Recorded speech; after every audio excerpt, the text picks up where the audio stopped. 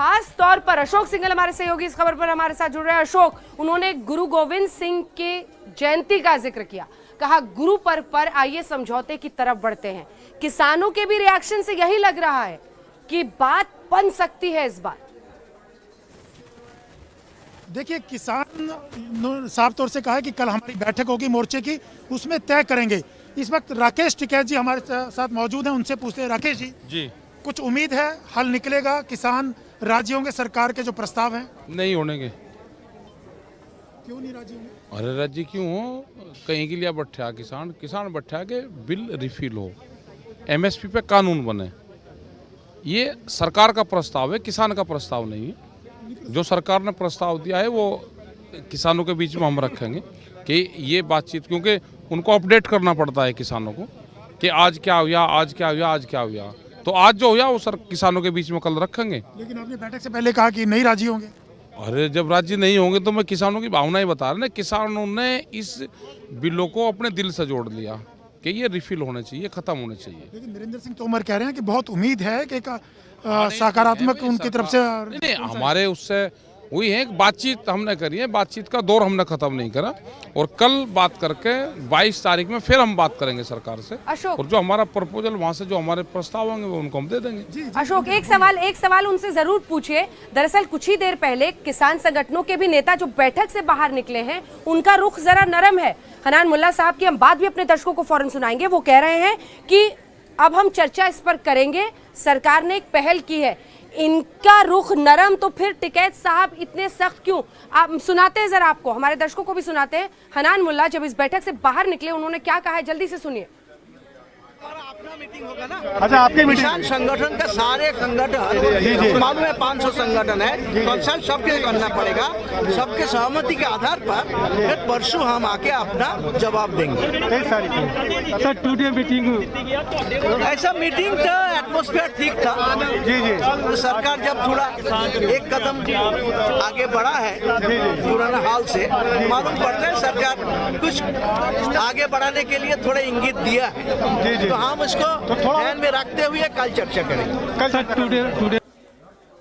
अशोक, उनसे सीधा पूछिए। हनान मुल्ला ने मीटिंग से निकलने के बाद कहा सरकार ने एक कदम आगे चला है, एक उम्मीद बढ़ी है, तो हम इस पर कल बातचीत करेंगे। उनका रुख तो नरम लगा।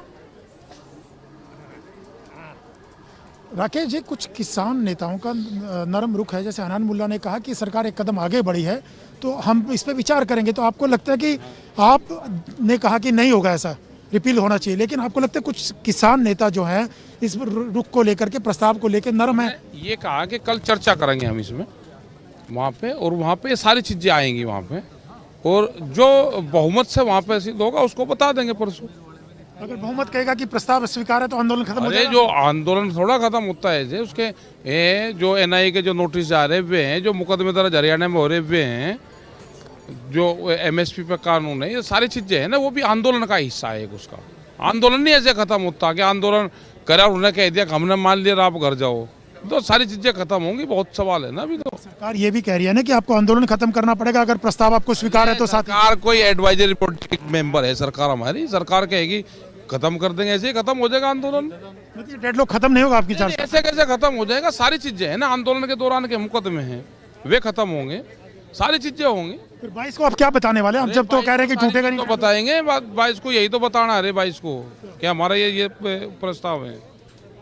ऐसे ही होगा कि गैर 22 को सरकार कागज ले बैठी है, बिल्कुल हम आते हैं कहते हैं खत्म हो गया जाओ, इन्हें मुकदमों कौन जेल लगा। ये सारी चीजें हैं, बहुत सी चीजें होती हैं, ठीक है, बहुत से प्रस्ताव हैं, लोग हैं, ऐसे नहीं खत्म होता।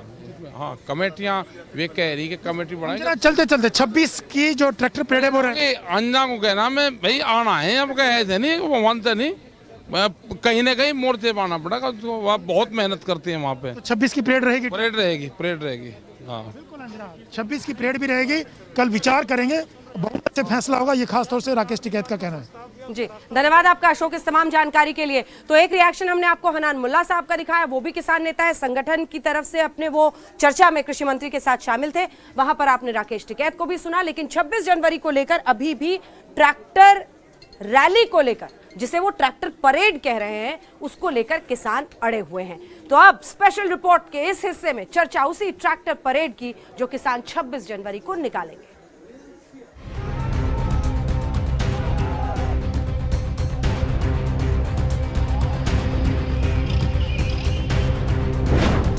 कैसी होगी किसानों की ट्रैक्टर रैली?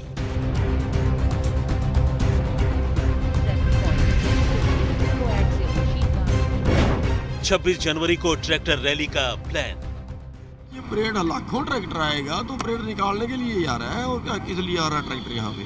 परेड निकालेंगे ही जब बुलाए हैं ट्रैक्टर। हमने तो पहले से कहा है ये इनकी परेड को डिस्टर्ब थोड़ा ही हम कर रहे हैं। क्या सेना के पूर्व अफसर दे रहे हैं ट्रेनिंग? हम सभी को बताएंगे मेडल से हमारी पहचान नहीं है, पूरे सैनिक सारे आएंगे, पूरी जनता आएगी तो इसको हम देश को बचा पाएंगे। मेडल तो बचाएंगे नहीं, और मेडल के लिए देखिए रुकना नहीं चाहिए था इनको, क्योंकि हम जो भी यहाँ पर प्रदर्शन नहीं कर रहे हैं, अपने हक के लिए शांतिपूर्वक मांग कर रहे हैं और एक जगह पर बैठे हुए हैं।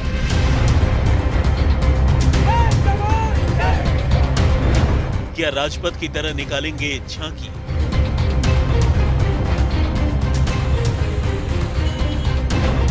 ट्रैक्टर परेड पर आर पार की सियासी टक्कर। यहाँ गाड़ी नहीं चल रही क्या? कोई प्रतिबंध है क्या? वो परेड है, उसको रैली नहीं करना। उसको उस दिन तो 26 तारीख है, देश अरे गणतंत्र दिवस तो मनाएंगे हम, तिरंगा झंडा लगा के गणतंत्र रैली नहीं परेड होकर रहेगी, रैली नहीं परेड। किसानों की ट्रैक्टर परेड का पूरा ब्लूप्रिंट।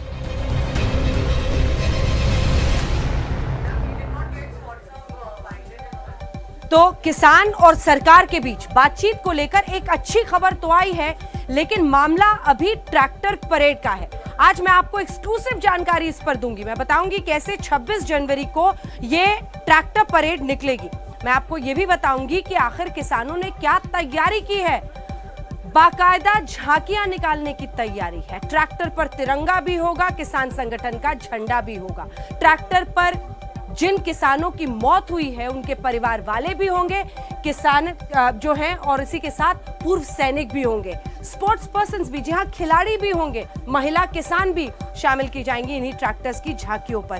तो आइए सबसे पहले आपको अपनी इस रिपोर्ट के जरिए हम दिखाते हैं कि ट्रैक्टर परेड का ये ब्लूप्रिंट जो पूर्व सैनिकों के साथ मिलकर किसान तैयार कर रहे हैं वो क्या है।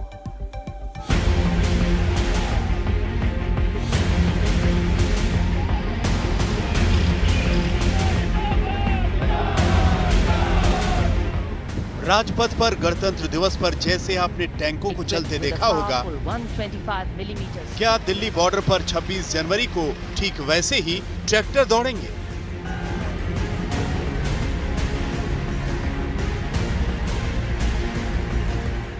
गणतंत्र दिवस परेड से पहले सैन्य बलों का रिहर्सल, क्या ठीक वैसी ही तैयारी ट्रैक्टर परेड की भी हो रही है?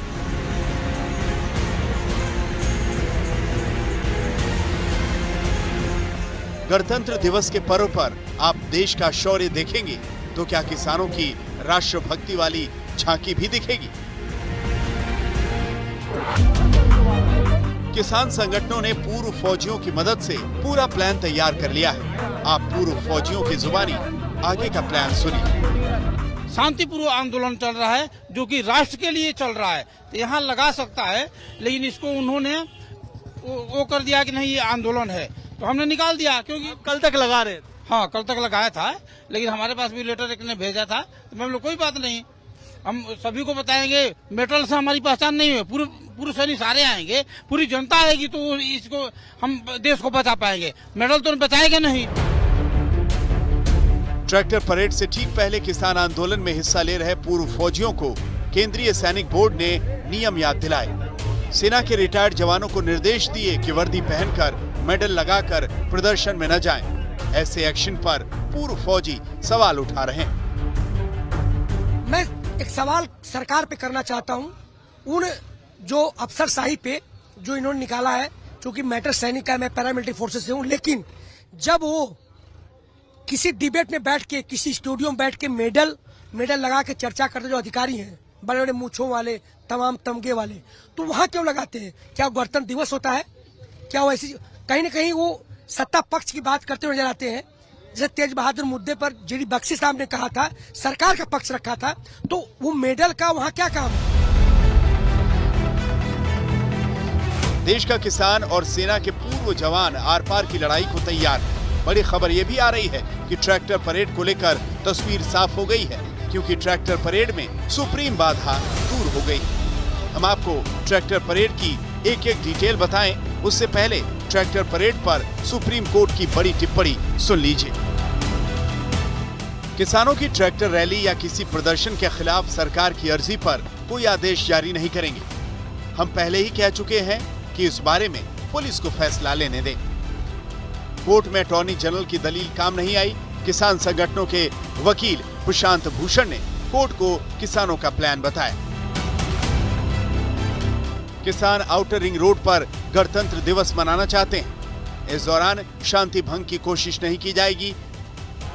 ट्रैक्टर परेड को लेकर बड़ी बात समझे तो कोर्ट ने केंद्र सरकार की तरफ से रोक लगाने की मांग को खारिज कर दिया है। Attorney general through Delhi police चाह रहे थे कि माननीय सर्वोच्च न्यायालय कोई ऐसी रोक लगा दे जिससे कि ट्रैक्टर रैली न आए अंदर, लेकिन माननीय सर्वोच्च न्यायालय ने देशव्यापी किसानों को सब कुछ लोकतांत्रिक तरीके को समझते हुए कानून की बात करते हुए कहा कि दिल्ली में लॉ एंड ऑर्डर मेंटेन करना जो है उनका काम है, दिल्ली की जो एडमिनिस्ट्रेशन है उनका काम है, वो करेंगे, वो व्यवस्था करेंगे। इसमें हम लोग इसमें कुछ नहीं करेंगे, कोर्ट कुछ नहीं करेगी, ना रोक रही है ना अलाउ कर रही है, जैसा चाहे वो करेंगे। दिल्ली बॉर्डर पर डटे किसानों की ट्रैक्टर परेड की कानूनी बाधा 50% दूर हो गई है। 50% अब दिल्ली पुलिस के निर्णय पर निर्भर होगी। हालांकि किसान संगठनों का दावा है लाखों ट्रैक्टर कूच कर चुके हैं देश की राजधानी दिल्ली की तरफ। बहुत लोगों के मन में सवाल है कि क्या गणतंत्र दिवस की परेड में ट्रैक्टर परेड खलल डालेगी। इसका काउंटर प्लान किसान संगठनों ने खोज लिया है। राजपथ को इस समय सजाया जा रहा है एक भव्य गणतंत्र दिवस परेड के लिए। 26 जनवरी को देश की आन बान और शान को दर्शाते हुए एक भव्य परेड निकाली जाएगी। ठीक उसी तर्ज पर किसान आंदोलनकारी भी कुछ भूतपूर्व सैनिकों की मदद से उसी तर्ज पर एक रैली निकालने का प्रयास कर रहे हैं, जिसमें झांकियों को भी दर्शाया जाएगा और उस किसान ट्रैक्टर रैली में भूतपूर्व सैनिक पंजाब और हरियाणा के भी भाग ले सकते हैं, ऐसा कहा जा रहा है। सूत्रों से मिली जानकारी के मुताबिक ट्रैक्टर परेड की रूपरेखा और पूरा ब्लूप्रिंट सेना के पूर्व अफसरों की अगुवाई में तैयार किया गया है। यानी सेना के ऐसे पूर्व अफसरों से किसान संगठनों ने संपर्क किया, मदद ली, जो गणतंत्र दिवस परेड में हिस्सा ले चुके हैं या फिर उन्हें परेड का अनुभव है।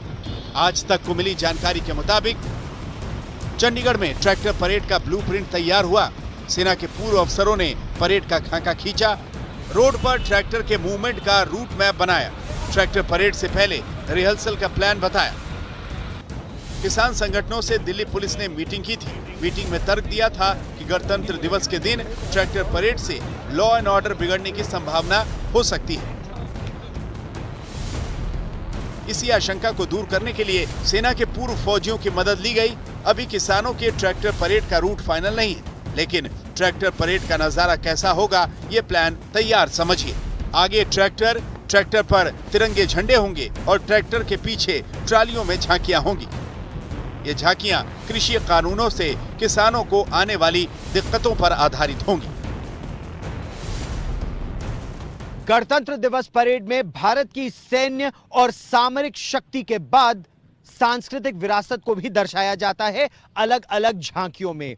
वो झांकियां ट्रैक्टर और ट्रॉलीज पर होती हैं। उसी तर्ज पर किसान आंदोलनकारी भी ये विचार कर रहे हैं कि ट्रैक्टर ट्रॉलियों पर तीनों किसान कानूनों से किसानों को क्या क्या समस्याएं हैं, इसकी झांकी भी निकाली जाएगी। इसके लिए सेना के भूतपूर्व सैनिकों की मदद भी ली जा रही है कि किस तरह से कितने ट्रैक्टरों की आवश्यकता होगी और कैसे ट्रैक्टर ट्रॉलियों में किसानों का परिवार दर्शाएंगे, उन्हें नए कानूनों से क्या आपत्तियां। गणतंत्र दिवस पर राजपथ जैसे शक्ति पथ बन जाता है। राज्यों की सांस्कृतिक झांकियां निकलती हैं, ठीक वैसे ही किसान संगठन अपने ट्रैक्टर परेड में अलग अलग झांकियां निकालेंगे। अलग अलग राज्यों के किसान अपनी पीड़ा को झांकियों के माध्यम से दर्शाएंगे। 1965 की लड़ाई लड़ चुके पूर्व फौजियों में हिम्मत और हौसले की कमी नहीं। सेना में आप कभी सैनिक रहे हैं? हाँ जी, हमने 1965 की लड़ाई लड़ी है। आपने 1965 की लड़ाई लड़ी? हाँ जी, हाँ जी। लेकिन जो सरकार करी, आपको भी मेडल मिला होगा? हमें 1965 की लड़ाई लड़ी है और गवर्नमेंट जो है ये देख लो हमारे से न्याय बेन्याय कर रही है। अब जो हमारी 75 साल की उम्र हो गई है, अब हमारे भाई बहन जितने हैं ये सड़कों पर रो रहे हैं। ठंडी हवा में कितनी मौत हो गई है, कितना यहाँ ये कभी अतवादी कह रहे हैं, कभी वक्फवादी कह रहे हैं, हमें कितना देशद्रोही कह रहे हैं। तो किसानों के मुद्दे पर तो आपने विस्तृत रिपोर्ट देख ली। अब बात उस अगले कंट्रोवर्सी की जो आज सियासी गलियारे में छाया रहा। जी हाँ, उत्तर प्रदेश के विधान परिषद की पिक्चर गैलरी में सावरकर की तस्वीर लगने पर सियासी बवाल छिड़ गया है। विपक्ष आग बबूला है। देखिए इस रिपोर्ट।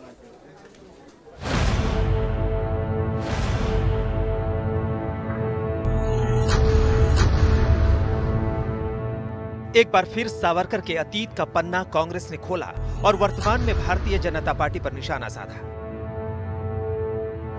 अब की बार हमला राहुल गांधी ने नहीं बल्कि उनकी पार्टी के एमएलसी की तरफ से बोला गया। मामला उत्तर प्रदेश के विधान परिषद में लगाई गई सावरकर की तस्वीर का है। मंगलवार को योगी ने पिक्चर गैलरी का लोकार्पण किया था, लेकिन गैलरी में सावरकर के चित्र पर कांग्रेस को आपत्ति है।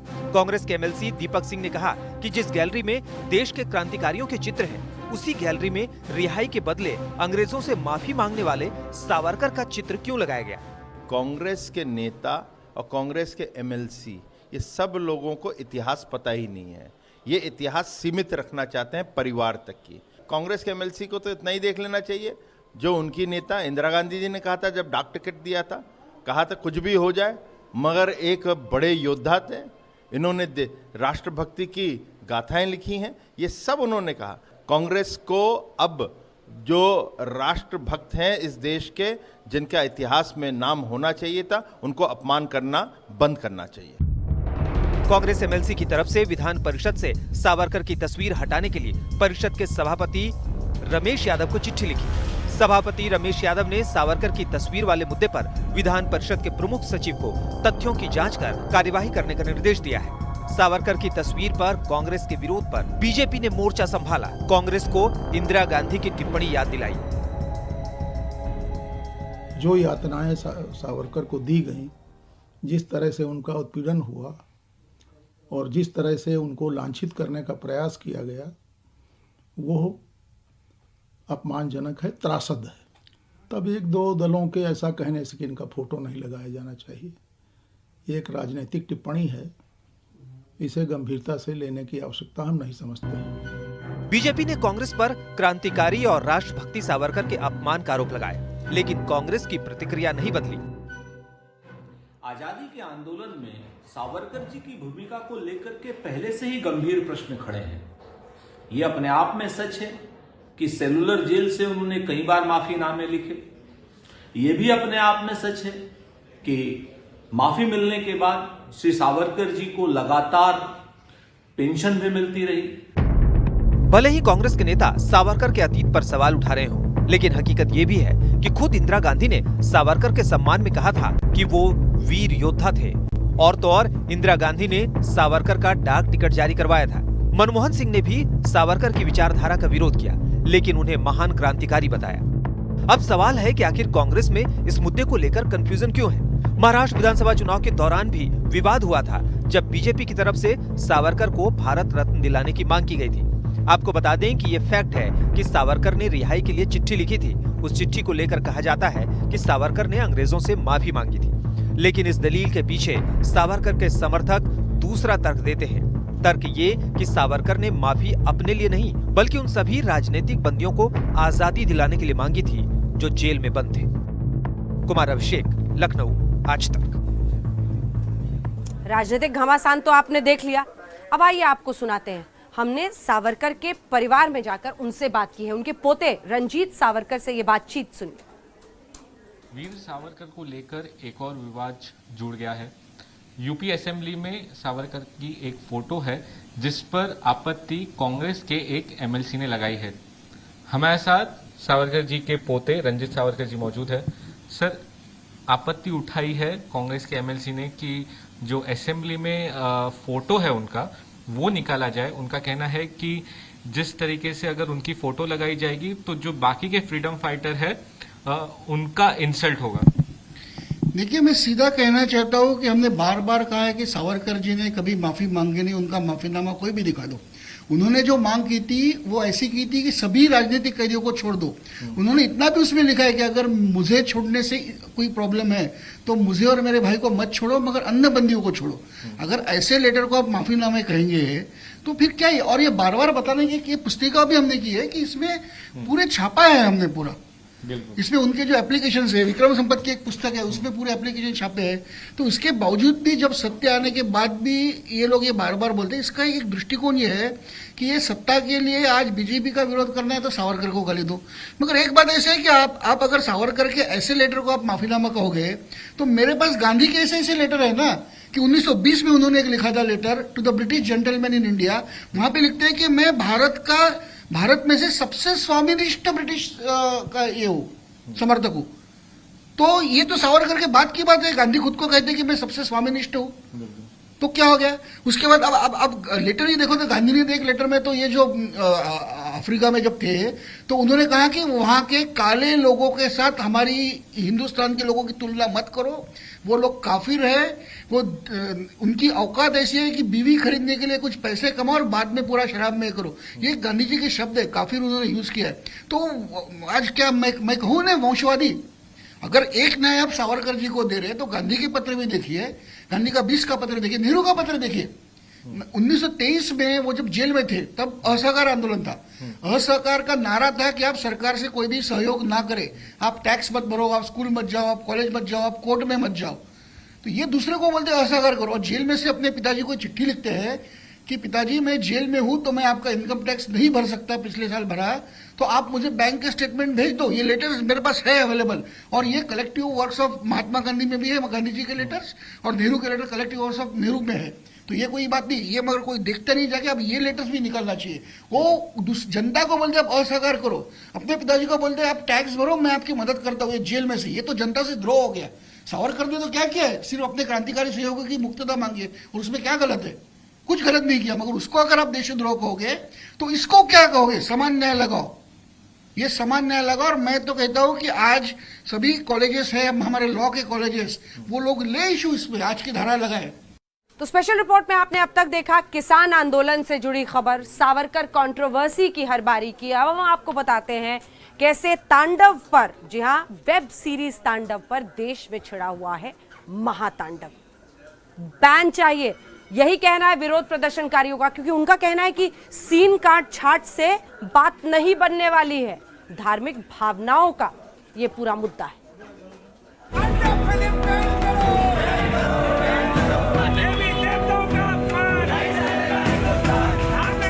तांडव पर अब तो महातांडव मच गया है।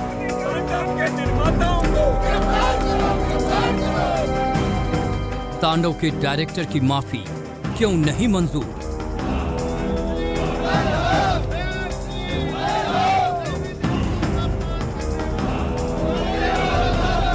तांडव में बदलाव पर भी क्यों नहीं थम रहा बवाल?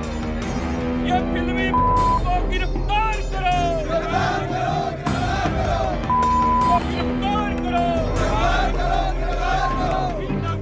तांडव की टीम को जेल की मांग क्यों हो रही है?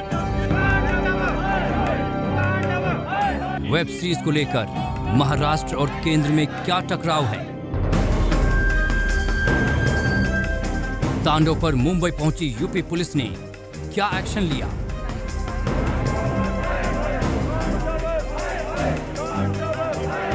तांडव पर विरोध का तांडव कब तक चलेगा? लगातार पिछले कुछ दिनों से आप देख रहे हैं तांडव पर ये तांडव अलग अलग शहरों में हो रहा है। अच्छा, ये भी बात सामने आई जब खुद ही कास्ट और क्रू की तरफ से ये कह दिया गया, खास तौर पर प्रोड्यूसर की तरफ से, कि हम वो तमाम सीन छांट देंगे जिससे लोगों को एतराज है। लेकिन विरोध करने वाले काट छांट पर तैयार नहीं है। वो चाहते हैं OTT प्लेटफॉर्म से तांडव को बैन किया जाए। कैसे ये गुस्से की आग शहर शहर दिख रही है, देखिए।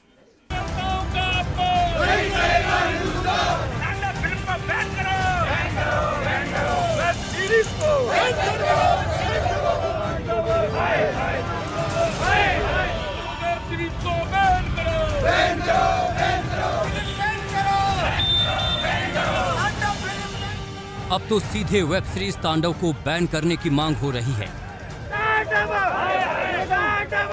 माफी मांगने से काम नहीं चलेगा। अगर माफी मांगने से काम चले तो वो अपने पैक पैगंबरों पर, जो पैक पैगंबर हैं, उन पर पिछड़े ये वेब सीरीज बना करके माफी मांग लो। हिंदुओं पर भी बना करके क्यों मांगा जाता है? हम चाहते हैं इसको बैन करें और उन पर मुकदमा दर्ज होकर के उनको अंदर डाला जाए। इससे नीचे हमारी मांग नहीं है। तांडव की टीम को जेल भेजने की उठी है मांग। और राजा और विवादित दृश्यों को हटाकर हम चुप नहीं बैठेंगे। ये रन थमेगा नहीं, ये तांडव रुकेगा नहीं। जब तक वे बदमाश जेल के सलाखों के पीछे नहीं जाते, तब तक हमारा ये तांडव जारी रहेगा। वेब सीरीज तांडव को OTT से उतारने के लिए बरपा हंगामा। ये जो तांडव वेब सीरीज आई है, इसको Amazon प्लेटफॉर्म से तुरंत उतार देना चाहिए, क्योंकि ये हमारा सिस्टम, हमारी पॉलिटिक्स, हमारा सामाजिक ताना बाना, युवा पीढ़ी, प्रधानमंत्री का उच्च स्तरीय पद, ये सब पर प्रहार कर रही है।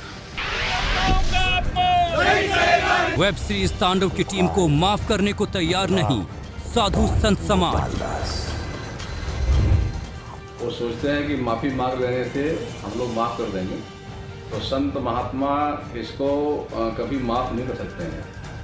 आपने किया, उन्होंने ये भी कहा कि यह संयोग बस नहीं है, ये आपने जानबूझ करके ऐसा दिखाया, हमारे देवी देवताओं को बदनाम करने की साजिश की आपने।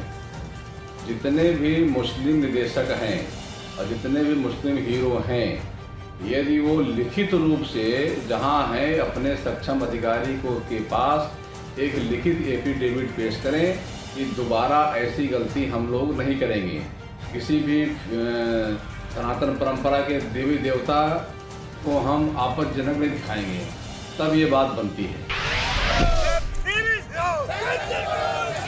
वेब सीरीज तांडव पर बवाल अब बहुत आगे बढ़ चुका है और तांडव की टीम ये समझ भी चुकी है।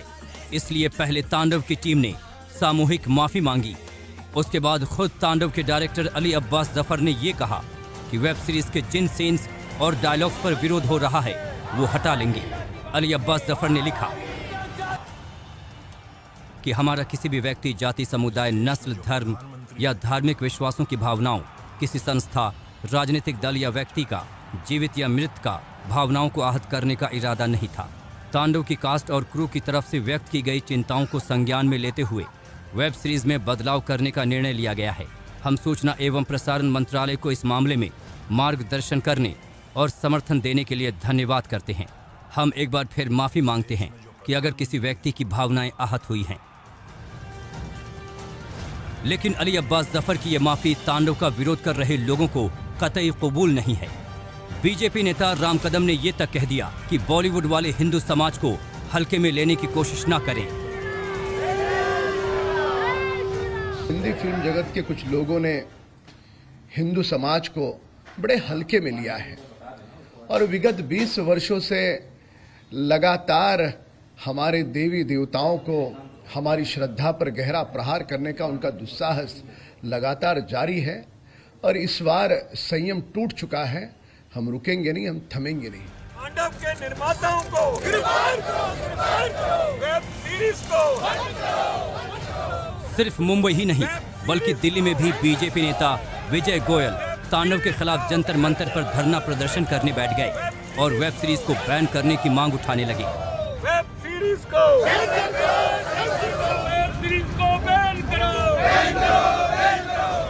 तांडव के विरोध में अब करनी सेना भी गरज रही है। जयपुर में करनी सेना ने सैफ अली खान और अली अब्बास जफर के खिलाफ नारेबाजी की। हिंदी देवी देवताओं का अपमान नहीं और तो और तांडव के पोस्टर में पेट्रोल छिड़ककर आग भी लगा दी। तांडव वेब सीरीज के खिलाफ करनी सेना यहाँ पर आंदोलन कर रही है। करनी सेना लगातार प्रदर्शन कर रही है राजस्थान के अलग अलग जिलों में, और यहाँ पर सुखदेव सिंह गोगा मेड़ी के नेतृत्व में इस तरह से जो पोस्टर है वो जलाए जा रहे हैं। इनका मानना है कि जिस तरह से देवी देवताओं का अपमान हुआ इस पर रोक लगनी चाहिए। हम आपको बता दें कि जयपुर में करनी सेना ने तांडव के खिलाफ मुकदमा दर्ज करवाया है। ये कॉपी है मुकदमे की, मुकदमा हमने भी दर्ज करा दिया है। इनकी गिरफ्तारी हो और बैन से नीचे हमारी मांग नहीं। माफी मांगने से काम नहीं चलेगा। माफी एक पैगंबर पर पिक्चर बना करके मांग लो ना, वेब सीरीज बना करके मांग लो ना, सीरियल बना करके मांग लो ना। तांडव पर महातांडव जम्मू में भी मचा है। तांडव हाय हाय के नारे लगाए जा रहे हैं।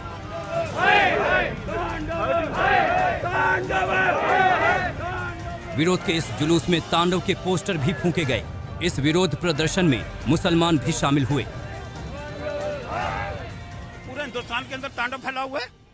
ये तांडव पिक्चर थोड़ी है, इसने हिंदू और मुसलमानों के अंदर तांडव करवाने का प्रयास करा।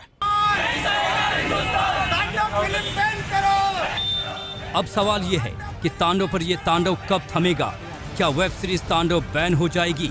क्या OTT प्लेटफॉर्म से तांडव को हटा दिया जाएगा? क्योंकि बवाल वाले सीन्स और डायलॉग्स हटाने के बाद भी विरोध प्रदर्शन रुकने का नाम नहीं ले रहा है।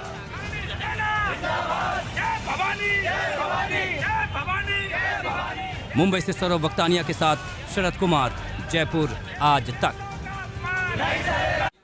तो सुना आपने, जो तांडव के विरोध में है सीन काट छाट से नहीं मानने वाले। वो कह रहे हैं एक तो आप इस सीरीज को बैन कीजिए और कास्ट एंड क्रू की गिरफ्तारी की बाकायदा वो मांग कर रहे हैं। इस बीच देश के अलग अलग शहरों में FIR की झड़ी लग गई है। उत्तर प्रदेश की पुलिस महाराष्ट्र पहुंच गई है। मुंबई में भी FIR दर्ज हो गई है। हालांकि इधर FIR दर्ज हुई और उधर अग्रिम जमानत ले ली है डायरेक्टर अली अब्बास ने।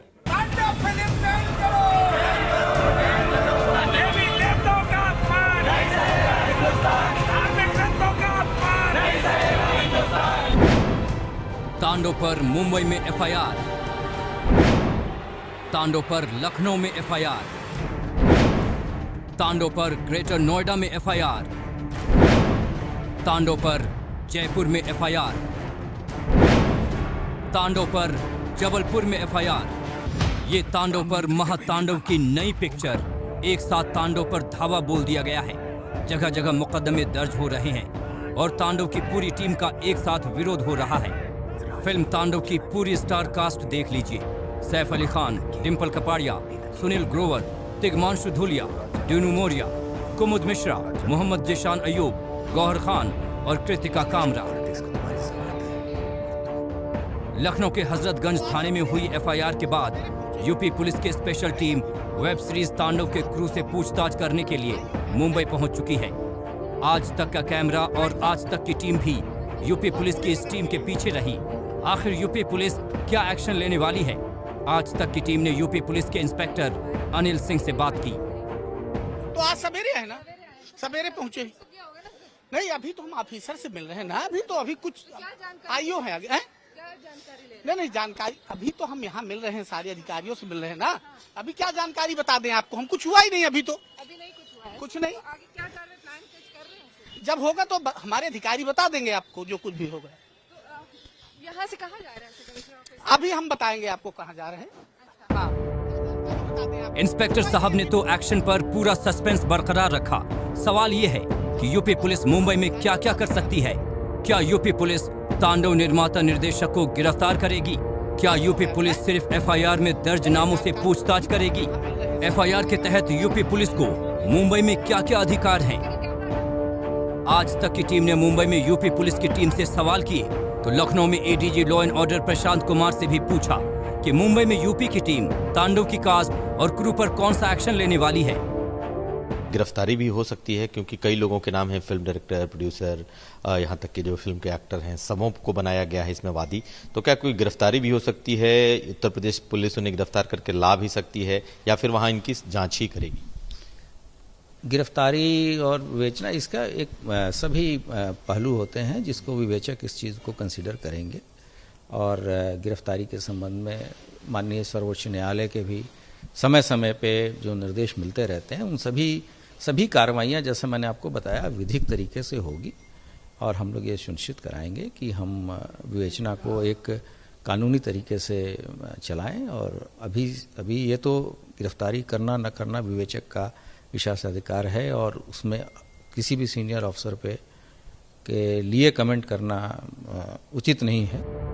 इसके अलावा मुंबई के घाटकोपर पुलिस स्टेशन में तांडव के खिलाफ एफआईआर दर्ज हुई है कि मंगलवार को बीजेपी नेता एफआईआर की मांग को लेकर घाटकोपर पुलिस स्टेशन के सामने धरने पर बैठ गए थे, जिसके बाद उन्हें हिरासत में भी लिया गया था। पर महाराष्ट्र की सरकार इन बदमाशों को और अमेज़न जैसी धनवान कंपनी को बचाना चाहती थी। लगभग 100 घंटे लग गए। 100 घंटे के बाद भी हमारा तांडव जारी रहा, तब जाकर के जबरन इच्छा न होते हुए महाराष्ट्र सरकार को 100 घंटे के बाद एफआईआर दाखिल करनी पड़ी। जैसे ही घाटकोपर में तांडव के खिलाफ एफआईआर दर्ज हुई, तांडव के निर्देशक अली अब्बास जफर को बॉम्बे हाई कोर्ट से 3 सप्ताह की अग्रिम जमानत भी मिल गई। मध्य प्रदेश की शिवराज सरकार ने भी तांडव पर एफआईआर करने का ऐलान किया था और जबलपुर में मध्य प्रदेश की तरफ से पहली एफआईआर तांडव के खिलाफ दर्ज कर ली गई। तो तांडव सीजन के डायरेक्टर हैं अली अब्बास, उनके राइटर हैं गौरव सोलंकी एवं अन्य कलाकार। इनके खिलाफ लीगल ओपिनियन लेने के उपरांत 153A 295A 505 subsection 2 of IPC के तहत कार्रवाई की गई है और इसके उपरांत इंस्ट्रक्ट किए गए हैं कि जो भी आगे की कार्रवाई है, जो भी विवेचना है, वो जल्द से जल्द पूरी की जाएगी। जयपुर में करनी सेना ने तांडव के खिलाफ एफआईआर दर्ज कराई है, तो ग्रेटर नोएडा के रवुपुरा थाने में दर्ज केस में वेब सीरीज तांडव से जुड़े 7 लोगों को आरोपी बनाया गया है। मुंबई से विद्या के साथ कुमार अभिषेक, लखनऊ, आज तक। इसी के साथ हम रुक रहे हैं एक ब्रेक के लिए, लेकिन ब्रेक के उस पार आपको लिए चलेंगे सीधे अमेरिका। जी हां, ट्रंप की विदाई तो बाइडेन की शपथ। देखते रहिए स्पेशल रिपोर्ट। अमेरिका के लिए आज का दिन बड़ा है। जी हां, 46वें राष्ट्रपति के तौर पर जो बाइडेन शपथ लेंगे, तो ट्रंप की व्हाइट हाउस से विदाई भी दिलचस्प रही।